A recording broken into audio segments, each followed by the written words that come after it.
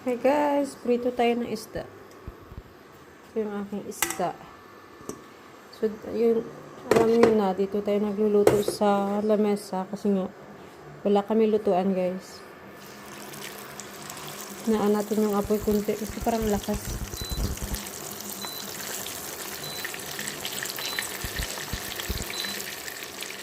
Naan natin. Ganyan.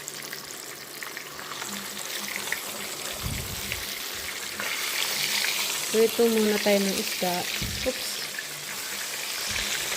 Ito yung mantika na to. Ito yung pinagprituhan ko kahapon ng lumpiang Shanghai. So, ginamit ko na rin siya. Sayang kasi. Yeah. Okay, di ba guys? Luto tayo. Sasabawan ko to.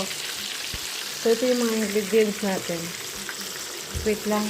So, tapos meron tayong green beans. Dito muna tayo ng isda. Okay guys, thank you for watching. Bye, may ulit.